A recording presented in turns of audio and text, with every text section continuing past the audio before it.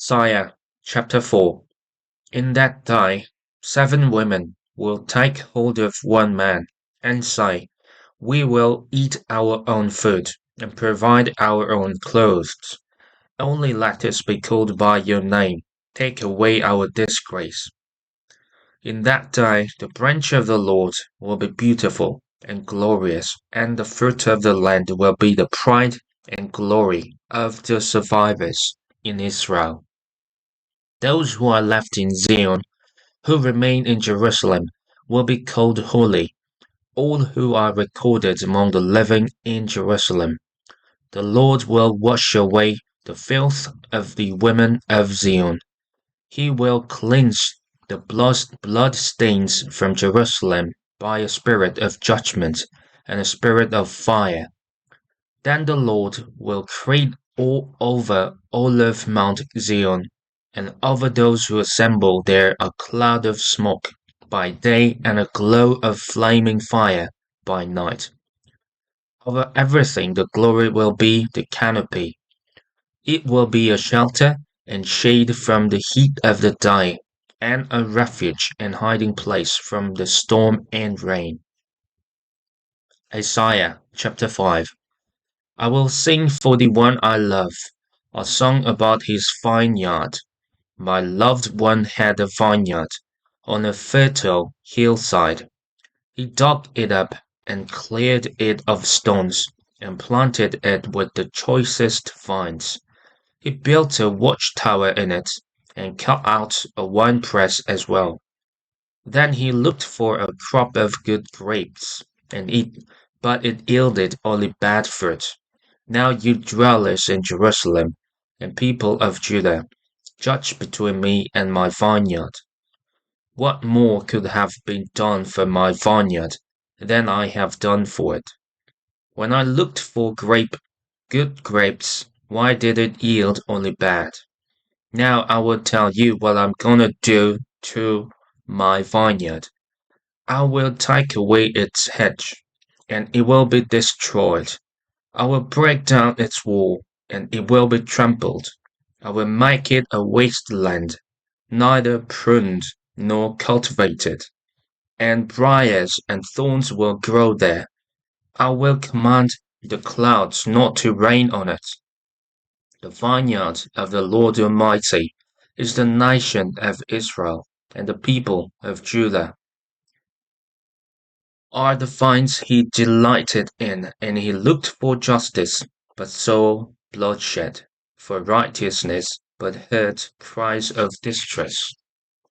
Woe to you who add house to house, and join field to field, till no space is left, and you live alone in the land. The Lord Almighty has declared in my hearing. Surely the great houses will become desolate, the fine mansions left without occupants. The 10 acre vineyards will produce only a bath of wine, a homer of seed will yield only an ephah of grain. Woe to those who rise early in the morning to run after their drinks, who stay up late at night till they are inflamed with wine. They have harps and lyres at their banquets, pipes and timbrels and wine. But they have no regard for the deeds of the Lord, no respect for the work of his hands. Therefore, my people will go into exile for lack of understanding. Those of high rank will die of hunger, and the common people will be parched with thirst. Therefore, death expands its jaws, opening wide its mouth. Into it will descend their nobles and masses with all their brawlers and revilers. So people will be brought low, and everyone humbled. The eyes of the arrogant humbled. But the Lord Almighty will be exalted by his justice, and the Holy God will be proved holy by his righteous acts. Then sheep will graze as in their own pasture, lambs will feed among the ruins of the rich. Woe to those who draw sin along with cords of deceit, and wickedness as with cut ropes. To those who say, "Let God hurry, let him hasten his work, so we may see it, the plan of the Holy One of Israel. Let it approach, let it come into view, so we may know it." Woe to those who call evil good and good evil, who put darkness for light and light for darkness, who put bitter for sweet and sweet for bitter. Woe to those who are wise in their own eyes and clever in their own sight. Woe to those who are heroes at drinking wine and champions at mixing drinks, who acquit the guilty for a bribe, but deny justice to the innocent. Therefore, as tongues of fire lick up straw, and as dry grass sinks down in the flames, so their roots will decay, and their flowers blow away like dust. For they have rejected the law of the Lord Almighty, and spurned the word of the Holy One of Israel. Therefore the Lord's anger burns against his people. His hand is raised, and he strikes them down. The mountains shake, and the dead bodies are like refuse in the streets. Yet, for all this, his anger is not turned away. His hand is still upraised.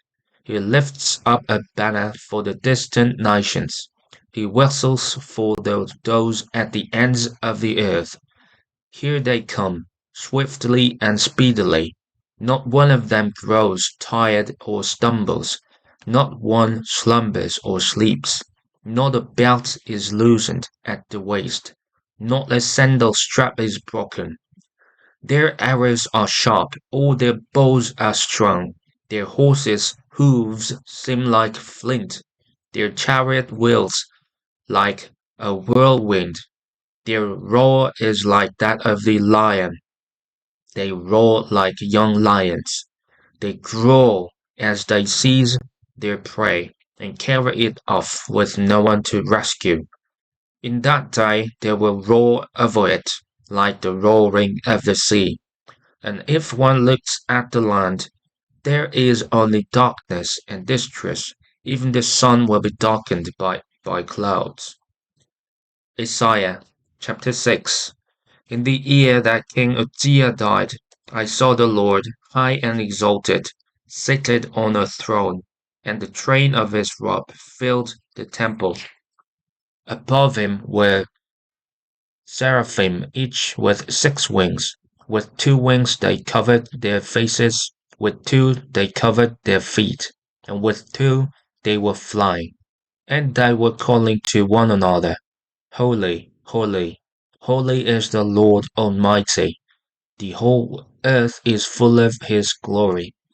At the sound of their voices, the doorposts and thresholds shook, and the temple was filled with smoke. Woe to me, I cried. I am ruined, for I am a man of unclean lips, and I live among a people of unclean lips, and my eyes have seen the King, the Lord Almighty. Then one of the seraphim flew to me with a live coal in his hand, which he had taken with tongs from the altar. With it he touched my mouth and said, See, this has touched your lips. Your guilt is taken away, and your sin atoned for. Then I heard the voice of the Lord saying, Whom shall I send?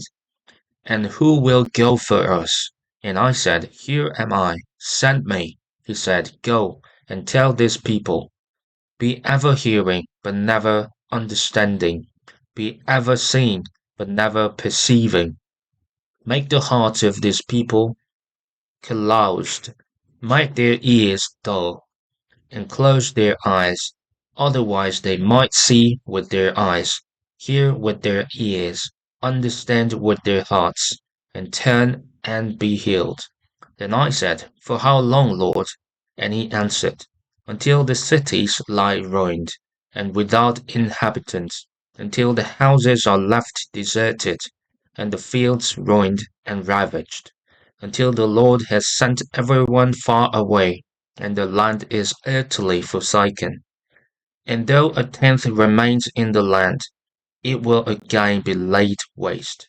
But as the terebinth and oak leave stumps when they are cut down, so the holy seed will be the stump in the land.